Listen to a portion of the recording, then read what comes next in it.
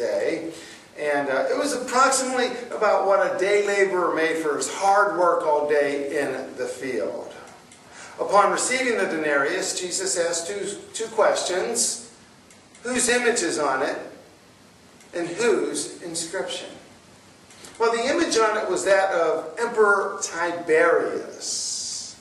And it portrayed the emperor as divine. The divine son of the god Augustus and his wife Livia, the goddess of pax, or peace. On one side, the inscription read, Tiberius Caesar Augustus, son of the living god Augustus. And on the other side, it said, Pontifex Maximus, the great high priest. How many know that those emperors and kings really had an ego problem? Now, once the image and the inscription are identified, Jesus then gives his answer in two parts. The first part, give to Caesar what belongs to Caesar. How many know that the Herodians were probably quite glad about that answer, but the Pharisees were fuming? Jesus' logic is very simple. Look, we all live, breathe, and move, and have our being in Caesar's kingdom. Caesar's inscription and his image is on the coin. It belongs to Caesar. Anything in Caesar's kingdom, he can take it anytime he wants. And that's the end of the story. But Jesus doesn't stop there. He says, give to God what belongs to God.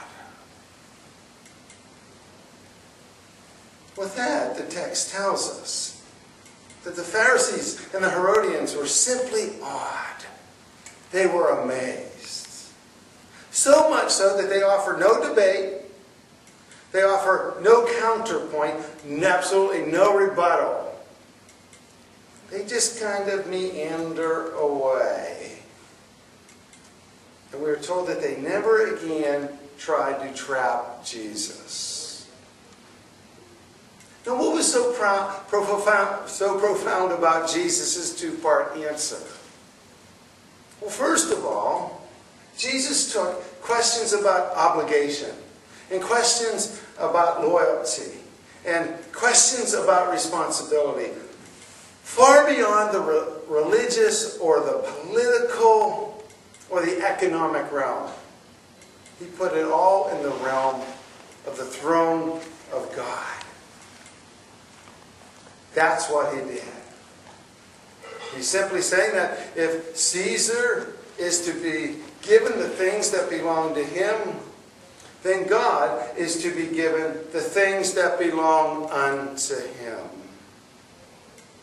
So our question today is simply, what then belongs to God? What are we then to give to God? I think we really need to get at this answer, because it will help us in growing in our commitment to God and giving him what he wants. Now, I'm going to go ahead and answer that question by way of three other questions, all which share the exact same answer. The first question is simply this: what does God own? Did you ever think about that? What does God own? Well, let's just get right to the chase. God owns everything. Everybody say everything with me. Everything. God owns everything. The psalmist pictured God's divine ownership over all things when he said that our God owns the cattle on 1,000 hills. The Apostle Paul said to the Athenian philosophers at Mars Hill that the statue that they erected to the unknown God is really the true God, the maker of heaven and earth. And it is in him that we live, we move, and we breathe, and we have our being. Paul also wrote to the church of Colossae that it is by Christ that everything holds together. Through him, everything exists. So, what does God own? God owns everything.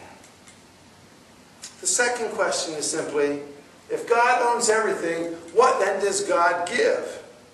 And the answer is the same. God gives everything.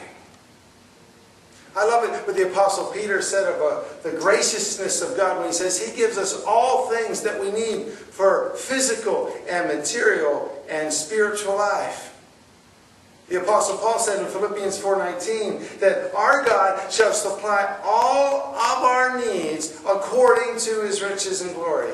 How many of you are glad this morning that our God is so benevolent, that He is so gracious, and that He just loves to share all of His stuff with us anytime we need it? He gives us daily food. He gives us daily shelter. He gives us daily clothing. He gives us everything we need.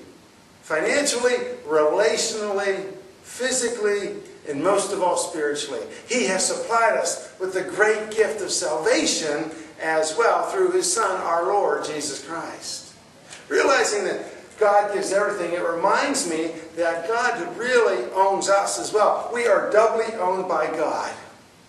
It reminds me of this story of the little boy. You may be familiar with this illustration. There was once a little boy, he's walking downtown and he looks into the window of the toy model shop.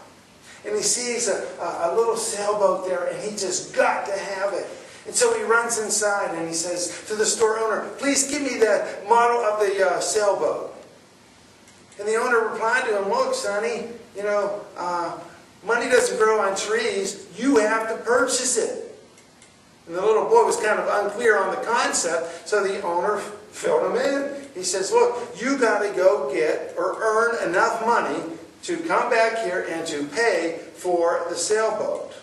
The little boy said, "Well, how do I do it?" And the store owner said, "Well, you can go home and you can talk to your parents and you can say you can do your chores faithfully and they can give you an allowance. And if you save up your allowance, then you can come back and buy this sailboat." The little boy was enthusiastic. He was energetic. He went right home like a shot. And he sat his mom and his dad down and says, "Look, Mom and Dad, I really want to buy the sailboat. Here's what I'm going to do. I'll once a week I'll go ahead and wash the car. And I'll make sure that my room's all cleaned up. And I'll vacuum the floors. And I'll rake the leaves. And Mom and Dad, please, please, please pay me so I can earn enough money to go buy the sailboat." Mom and Dad agreed. And after a few months, the boy had earned enough money to go buy the sailboat. And that day came. And he proudly marched into the store and he plunked the money down on the counter and said, "I would like that sailboat, please." And the store owner said, "Good job, sonny. Good job." The little boy put the sailboat under his arm. He ran home and he worked feverishly. He put the model together. He painted it. He made sure it was in good repair. And the day came where he could actually go out to the lake and he could sail it. He attached a string to it. He let it out there and the thing was sailing beautifully. And after a few moments, a gush of wind came up and all of a sudden the string snapped. And the boat just kind of sailed out to the middle of the lake.